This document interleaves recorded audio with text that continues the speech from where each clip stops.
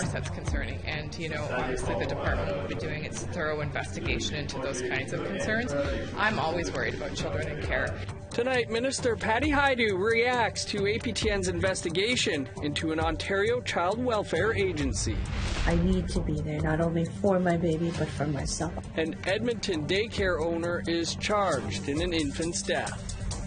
There's a lot of performing artists. We got some theater artists, we got some writers, some people who are scholars. And the Squamish Nation brings ceremony to Vancouver's Stanley Park.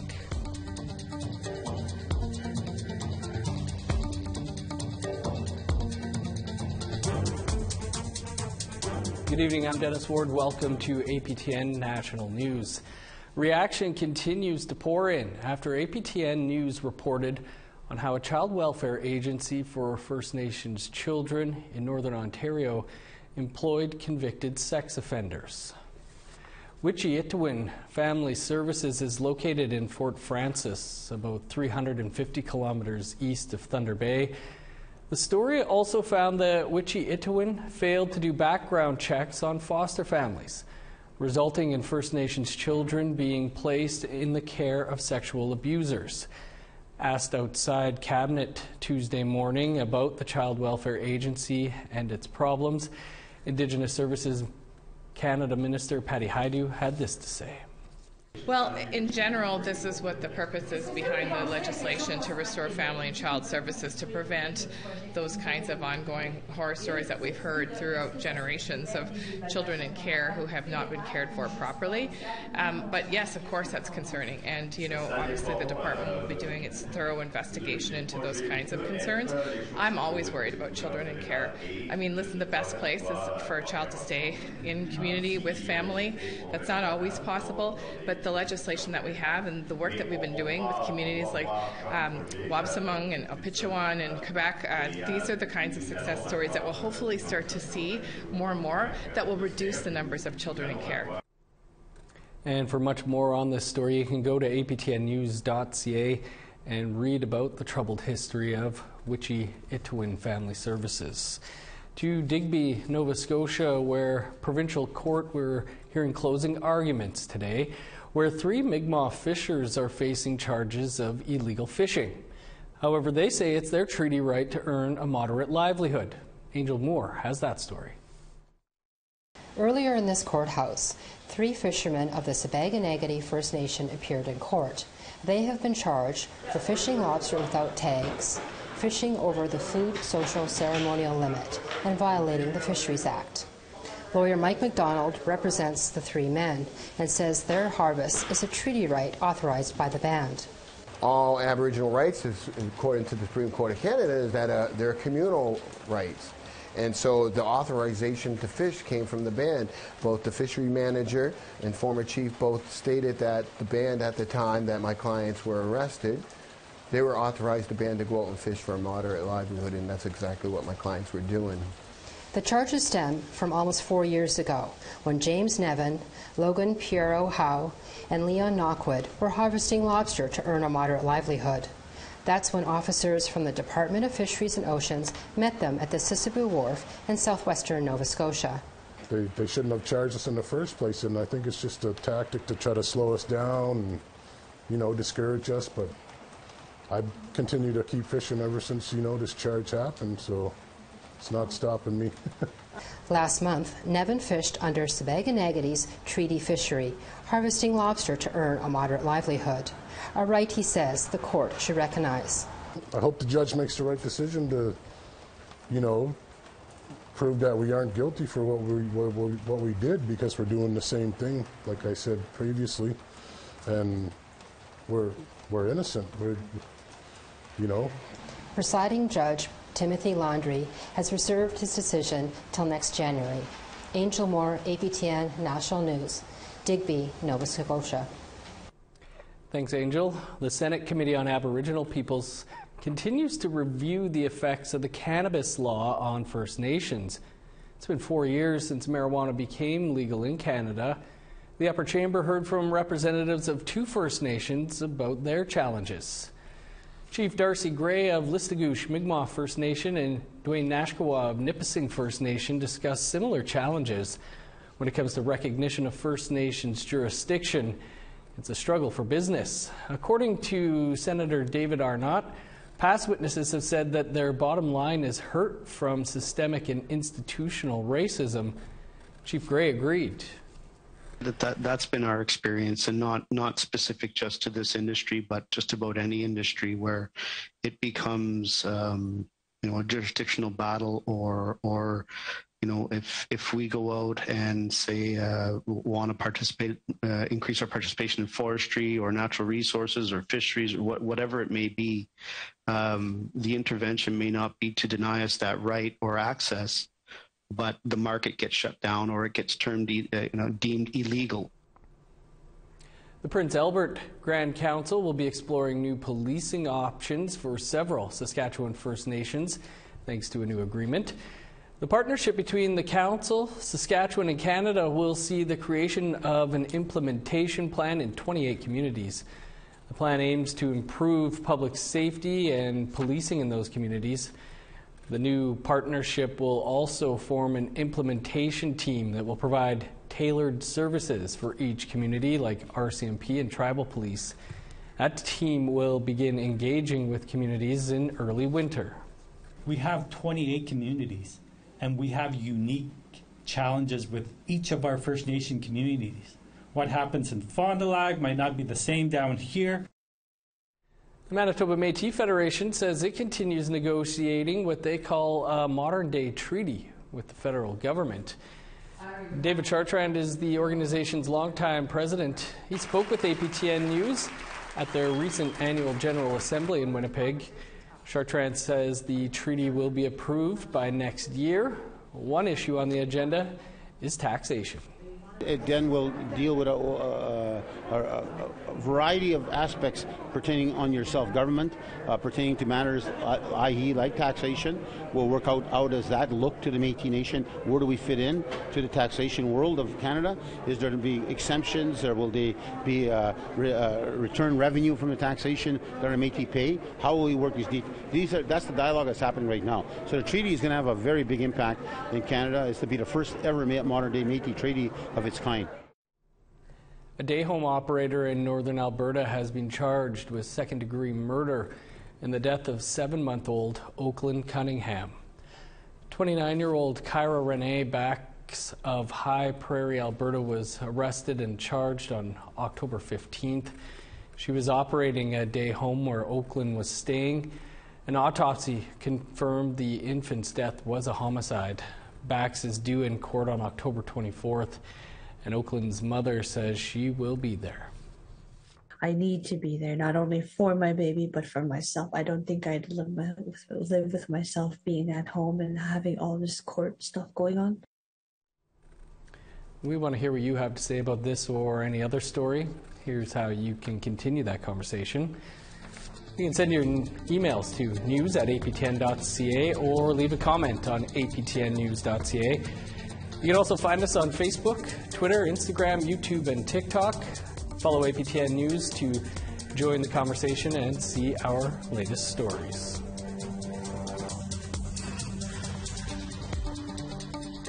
An Inuk actor who was accused of sexual misconduct by his peers has now been stripped of his Order of Canada. Back in early 2020, actor Johnny Isaluk was accused of sexual misconduct by a Nunavut filmmaker, and her allegations were later backed by other performers. None of the allegations have been proven in court. Isaluk had been awarded the Order of Canada in 2015 for his contributions to sport and performance. Now, Governor General Mary Simon has removed Isaluk from the Order of Canada effective August 31st, following the recommendation of an advisory panel.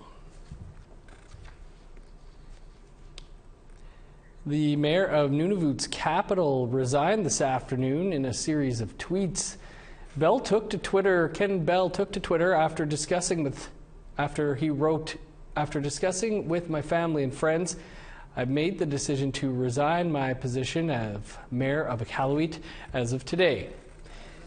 He did not immediately respond to a request for an explanation. The now former mayor was in Reykjavik, Iceland last week for the Arctic Circle Assembly and resigned upon his return to Nunavut's capital. One delegate to the conference told APTN News the Bell was a no-show for a panel he was supposed to be present at. City of Iqaluit officials confirmed that Bell did not attend the session and has offered to repay the city the cost of the trip. Bell rose to national attention during last year's Iqaluit water crisis, where the city was without drinkable tap water for 2 months. A life-saving donation. Coming up, two brothers reflect on a kidney transplant milestone.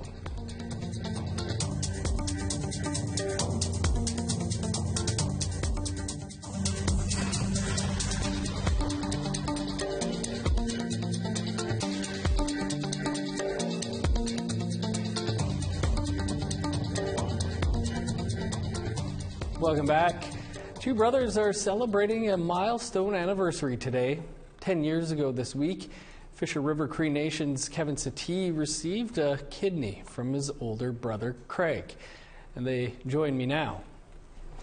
Kevin, Craig, thanks so much for being with us to talk about this incredible story. Kevin, let's start with you. What has your brother's donation meant for you?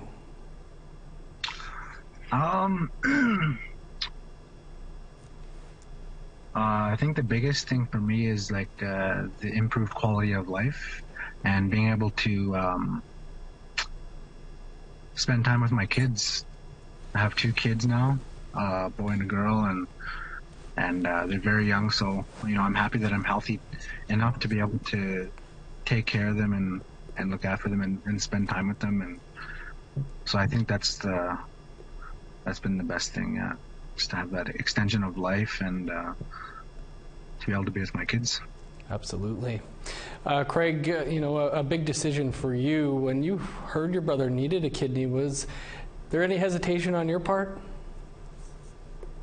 No, there wasn't really much hesitation at all to kind of jump in and really get tested. Really was the first step of it. So I think, taking those first steps to get your blood test and your tissue test first, and then seeing if you're actually a viable candidate to be a living donor was really the first step. And then, once those ones were taken, then really jumping into some of the testing after that took place. So it was, it took about a few months for the full process to be completed to actually find out that I was the best match to be a donor for Kevin. So, but otherwise, no, really, being an older sibling to Kevin and seeing the kidney, journey, really was really, I think, a big part of being a big brother, being a helper, and being now a life giver in some senses. Absolutely. Craig, what would be your advice to someone who is considering making a donation? My advice would be to, research about, the local transplant clinics that's in your city, and, the places that you would be able to donate a kidney. You can reach out to them to get contacts and also information about being a donor, and also that, there's a lot of people who are living donors as well. So, if you do happen to know somebody or see somebody in the news or other, kidney health organizations, to reach out there and maybe connect with somebody who's been a donor. And I'm sure there are many other people who'd be happy to share their experiences on being a donor and the process that's gone through. I know I've had a few people reach out to me about that, and I've had those conversations. So Kevin, well, for both of you, but Kevin, for starters, why did you want to speak about it so publicly in this current campaign? I think part of it is, you don't want to see people suffering, on dialysis, and, people have families, people are part of communities, and, if somebody's suffering with end-stage kidney disease, we want, our community members, our people, to be able to live longer. So that's why these living donations are so important. And, we don't want to see our people on dialysis. And just from my own personal experience, like it's hard, it's hard to be on dialysis for years, and you feel sick, and it affects your mind. It affects a lot of things. So I think it's important for us to share our stories to maybe inspire somebody to give to a family member or a community member, or even just to donate anonymously, because those anonymous donation stories are incredible. And I'd encourage people to check out the greatactions.ca to hear some of those stories and check out some of the photos from people who donated to see their scars and to see their pride and their happiness in what they've done. Well, Kevin, Craig, glad that you have decided to speak publicly, and appreciate you both taking some time to join us here to talk about it today. Thanks. Thanks for having us. Time to step aside for a quick break. Still to come, Stanley Park hosts the Squamish Nation as they celebrate culture and knowledge. Full circle allowed me to kind of design this project, and it was designed in a fashion that would lead us to where we could appreciate the ancestors' teachings and the ancestors' way of life.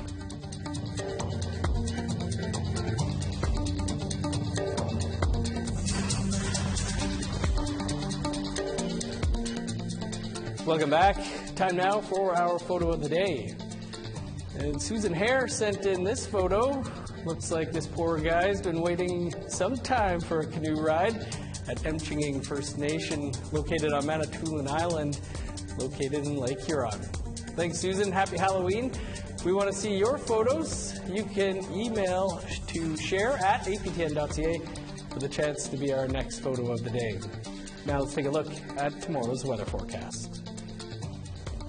Starting on the East Coast, 17 with showers in Halifax and Fredericton. +6 with rain in Kuujjuaq, rain in Nain and a high of 2. 12 in Montreal, 8 for Chibougamau. Snow and +3 in Sault Ste. Marie, snow and +5 for North Bay. 8 is the high for Thunder Bay, +6 in Sioux Lookout. In northern Manitoba, 8 in God's Lake, 10 for Norway House. 9 with showers in Winnipeg, 14 in Dauphin. Sunny and 17 for Regina, Estevan, and Saskatoon. 11 in Uranium City, 19 for Buffalo Narrows. In northern Alberta, 18 for High Level, 19 in Grand Prairie. Sunny and 20 for Edmonton, 24 under the sun in Lethbridge, 18 in Vancouver, 17 for Kamloops. Showers and 13 in Prince George, rain and 14 in Smithers. -2 with snow in Old Crow, 11 with rain in Whitehorse. 9 and showers for Yellowknife, cloudy and 5 in Norman Wells. -12 in Sax Harbor, +2 in Colville Lake. +2 with snow in Chesterfield, 3 in Arviette. -9 with snow in Resolute, -1 with snow in Igloolik.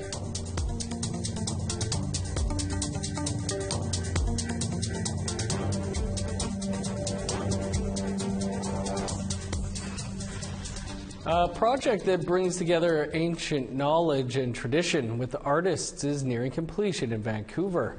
And as APTN's Tina House tells us, the Keachton project, which took place in what is now known as Stanley Park, is bringing back pride to the participants.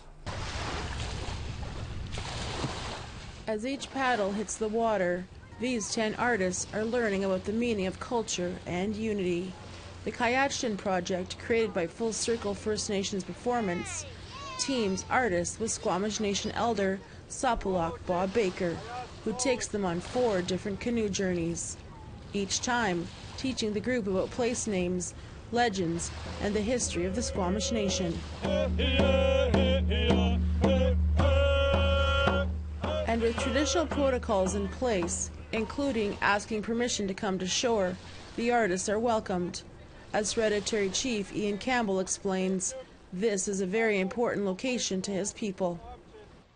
Waikwai, one of our ancient villages of our Squamish, Musqueam, and Tsleil-Waututh families here in Vancouver. It's an honor to welcome our traditional canoes. Quaquamton is the name of this canoe, arriving with my uncle Saopaluk as the skipper and our Full Circle family, canoe full of artists, continuing the tradition of telling stories in these lands. Joshua Jackson is the project lead. There's a lot of performing artists. We got some theater artists. We got some writers, some people who are scholars, like a couple of people with their master's degree. You know, we wanted to kind of open it up to a wide variety of artists to kind of get different perspectives of where they come from and where they create from. And that's why we wanted at Cashin to just open it up for these artists to kind of explore it from their perspective and then create from that. Take what they learn and then create from there. And for Sapalak, Bob Baker, he's proud to share his teachings from his nation. Full Circle allowed me to kind of design this project, and it was designed in a fashion that would lead us to where we could appreciate the ancestors' teachings and the ancestors' way of life. For Sierra Baker, who's one of the 10 artists, she is a model, dancer, and now focuses her career as an Indigenous urban planner. She says she is grateful for this opportunity. My people are from here, from Khwai Khwai, so right now we're standing at Khwai Khwai, where there was a huge longhouse here, 200, 300 feet long, that unfortunately the city of Vancouver destroyed intentionally, and they destroyed all our villages here and our way of life. So being able to be out on that canoe and bringing that way of life back, at least for me, and my people, and to learn from Bob Sapalak, who's my relative, in this Full Circle project is a way for me to connect not only with my ancestors and the teachings, but to work through that interruption of colonization. The event concluded with getting wrapped in blankets and a cedar ceremony to honor the 10 artists who will each present a piece of art showcasing their experience on the water. Tina House, APTN National News, Vancouver. The first ever Indigenous person to lead the Canadian Medical Association is our guest tonight on an all-new episode of Face to Face. Dr. Alika Lafontaine took over as president of the CMA in August. He's a practicing anesthesiologist in Grand Prairie. Currently in Canada, only 1% of doctors are Indigenous. I think one thing to acknowledge is we've never had more Indigenous physicians in the country practicing as we have right now. Mm-hmm. You know, we also have never had as many Indigenous physicians in leadership positions doing important work and working with communities as we do today. Now, that being said, 1% is much too low of a number, and we must do better. And I think a big part of that is making sure that our youth can see us in practice out there doing things and making an impact in communities. And you can watch our full interview with Dr. Alika Lafontaine in roughly 2 minutes' time. That is all the time we have for your APTN National News for this Tuesday. For news anytime, you can visit our website, aptnnews.ca. And be sure to join us here tomorrow live at 3 p.m. Eastern Time when we put First Nations policing in focus. I'm Dennis Ward. Thanks for being with us. Have a great night.